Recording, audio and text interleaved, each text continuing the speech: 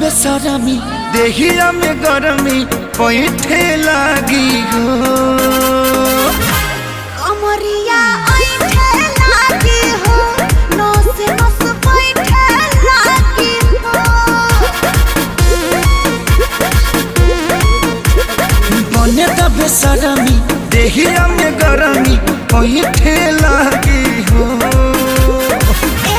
कमरिया ऐठे लागी हो नस नस पैठे लागी हो तू बहाना न बनावा सब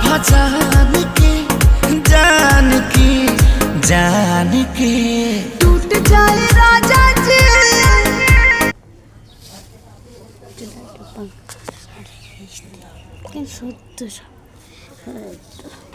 এখানে বহুত রঙের পাথর আছে আর এটা তো পাথর আছে দেখুন।